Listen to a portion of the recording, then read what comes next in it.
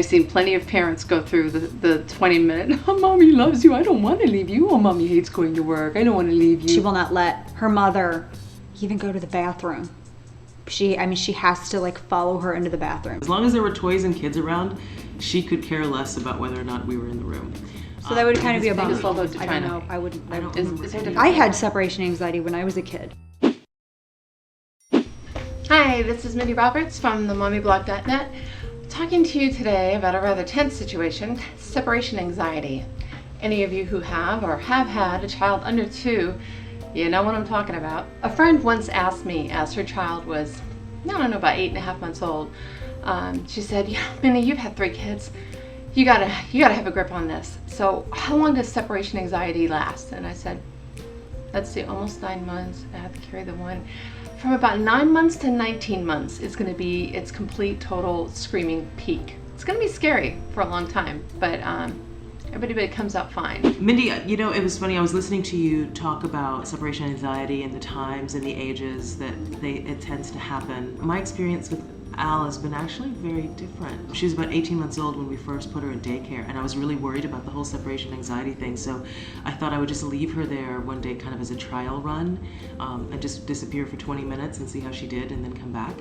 And she was all like, bye mom, I'm out. Like Karen, I really didn't have any big problems.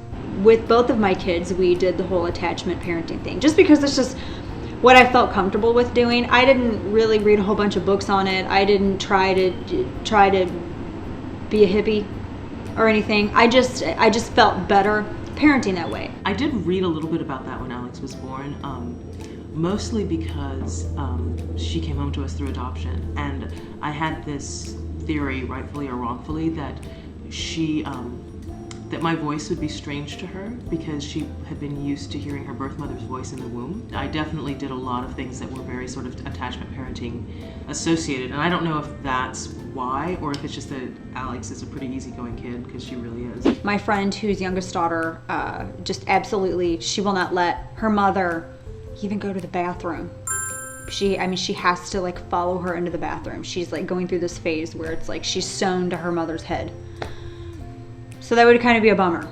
I don't believe in turning away a bid for attention that's valid, or even just, you know, what might seem casual. These are tests. When the mother or father or caregiver doesn't respond, then the baby builds up this distrust and this thought that doesn't matter how much I cry, no one's coming. And after a while they'll stop crying because no one came to the rescue, and bada bing, you got yourself a sociopath. I think it's somewhat true.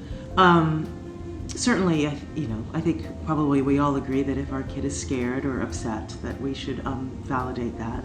I think our kids also learn how to milk that in later years and know what to do, so you sort of get the fake crying and that kind of thing in there. You can completely screw yourself in the separation anxiety department by being unaware of your own portion and own responsibility for the separation anxiety.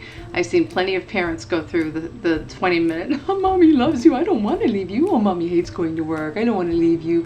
Oh, I know you'll hate it here, I'm so sorry. Then you know what? Then the kid's just like petrified out of his freaking mind. Here at Team Lash, we like to keep it short and sweet.